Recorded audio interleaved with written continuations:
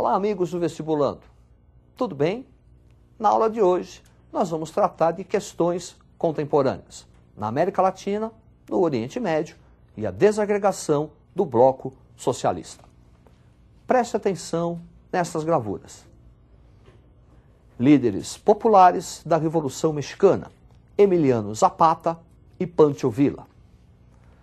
A Revolução Mexicana está relacionada com a ditadura de Porfírio Díaz, colocado no poder para proteger os interesses norte-americanos. Preste atenção no quadro. Governo de Porfírio Díaz, uma ditadura de 1876 a 1910, processo de modernização durante seu governo, ferrovias, minas, industrialização, urbanização, entrada de capitais estrangeiros e o fenômeno do crescimento do latifúndio, gerando a questão fundiária que vai ampliar a miséria camponesa. Para atenuar a miséria camponesa, tem início um processo de Revolução Mexicana, onde a questão social camponesa, o acesso à terra, será sua causa imediata. Ao longo da Revolução, nós vamos ter 3 líderes. Observe o quadro. Revolução Mexicana, então, é um movimento contra a ditadura de Porfírio Díaz, contra o porfiriato, e os líderes, Francisco Miranda, representante do setor liberal, Pancho Villa e Emiliano Zapata, que representavam as classes populares. Francisco de Miranda será eleito presidente em 1913. Não vai adotar o processo de reforma agrária tão pretendido pela classe camponesa. Após o seu assassinato de Francisco Miranda, há a radicalização da Revolução Mexicana com uma guerra civil que se estende até 1917. Durante a Guerra Civil, Emiliano Zapata, que comandava um exército camponês no sul do México, vai apresentar um plano de ação. Preste atenção no quadro. Plano de ação de Emiliano Zapata, plano de Ayala, que pretendia uma reforma agrária imediata para o México, confisco de terras que estavam sob o controle da Igreja Católica ou de grandes grupos internacionais e a criação de um banco de crédito agrícola para incentivar a produção camponesa. Após a radicalização do processo, os principais líderes populares, Emiliano Zapata, Pancho Villa, serão assassinados. E no ano de 1917 é promulgada a Constituição Mexicana como uma forma de legitimar o processo revolucionário. Vamos observar os aspectos desta Constituição. Observe na tela. Constituição de 1917, caracterizada pela separação entre Estado e Igreja, criação de um Estado laico. Constituição que vai apresentar direitos trabalhistas, como a jornada de trabalho e a legalização do trabalho feminino e infantil. Uma Constituição nacionalista e estatizante e que vai preconizar a necessidade de reforma agrária. A necessidade de reforma agrária não saiu do papel, aumentando as tensões sociais, abrindo caminho para que um líder populista, Lázaro Cárdenas, ocupasse o poder. Este sim vai patrocinar a reforma agrária no México, vai estatizar completamente a economia, especialmente as companhias de petróleo. A partir de Lázaro Cárdenas, as conquistas da Revolução Mexicana consolidaram-se. Preste atenção no quadro.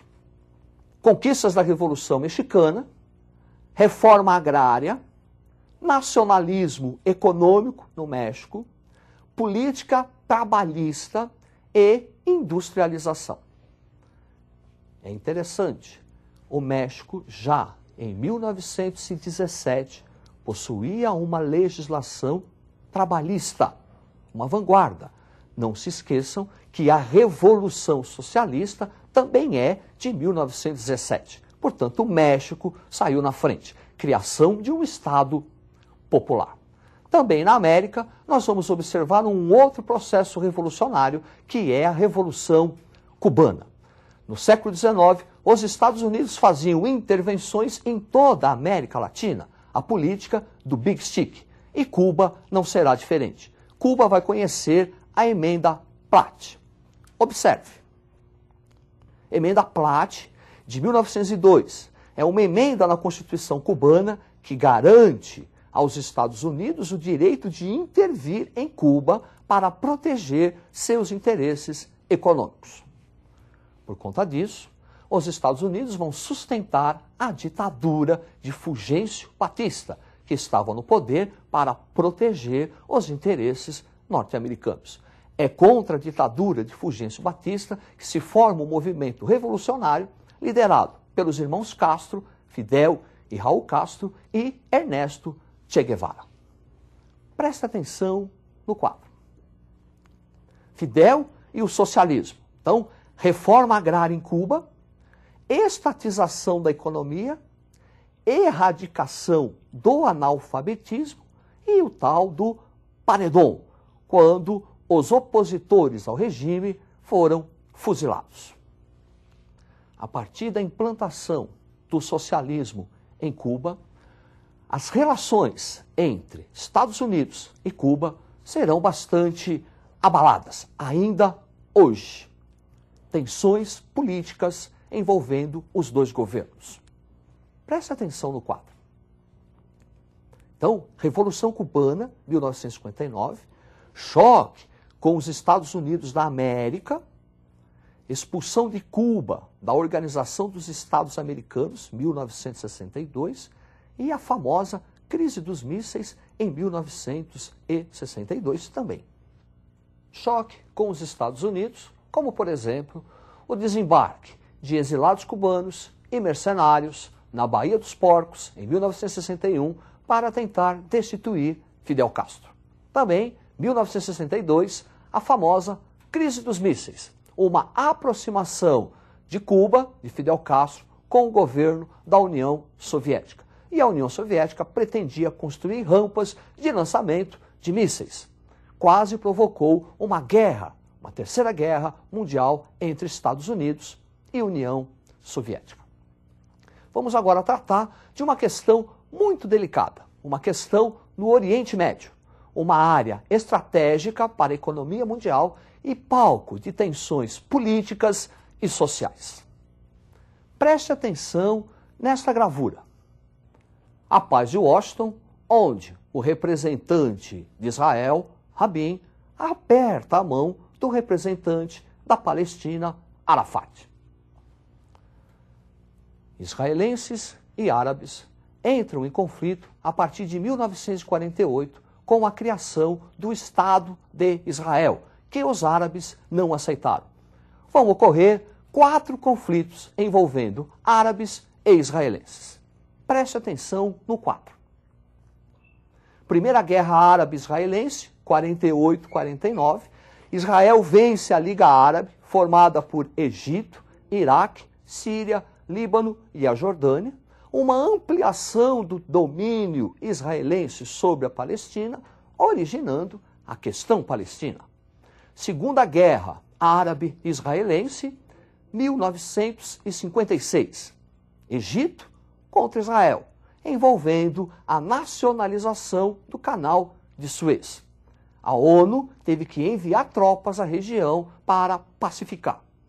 Terceira Guerra Árabe-Israelense, 1967, a famosa Guerra dos 6 Dias. Novamente, vitória israelense e uma ampliação territorial. Quarta Guerra Árabe-Israelense, 1973, Guerra do Yom Kippur, o Dia do Perdão, Síria e Egito contra Israel. Após os conflitos árabes-israelenses, a partir de 1979, acordos de Camp David, procurando pacificar a região. Vamos observar como ficou o Estado de Israel após esses conflitos. Observe esses mapas. Aí está o Estado de Israel, criado em 1948, e o Estado árabe. Observe como ficou o Estado de Israel após as guerras. Houve uma ampliação. E é em virtude desta ampliação de conquistas diárias em territórios palestinos que inicia-se a questão palestina. Refugiados procurando reconstruir um Estado na Palestina. Preste atenção no quadro. Então, questão palestina.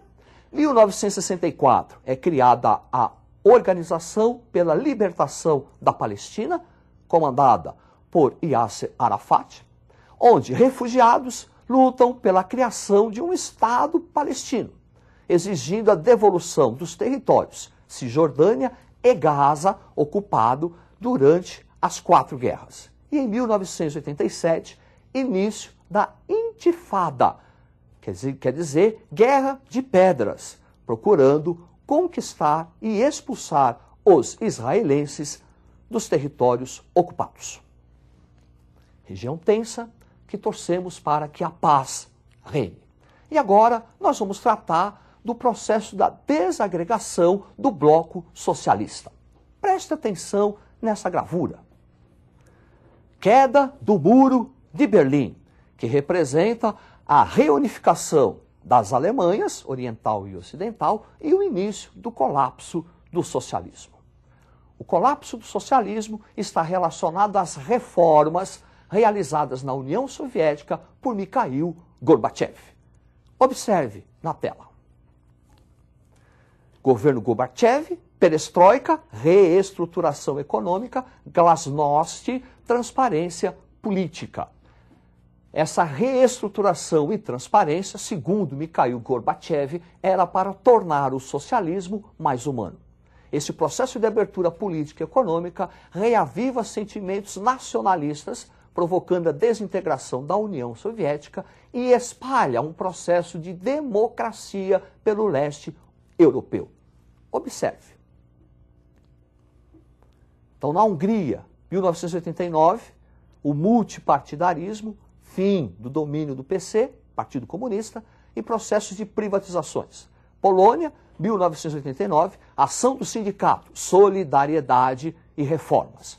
Romênia, 89, revolta popular em Timisoara, que vai resultar no assassinato do líder e ditador Nicolau Ceausescu. Alemanha Oriental, queda do Muro de Berlim. E na Iugoslávia, guerra civil envolvendo lutas étnico-políticas.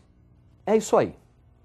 Agora, para você, meu amigo, minha amiga, que se preparou desde o começo do ano, estudou bastante, dedicou-se, fique muito calmo. Confie em você, confie em sua capacidade, que você vai realizar seus sonhos. É isso aí, tudo de bom e até a próxima. Tchau.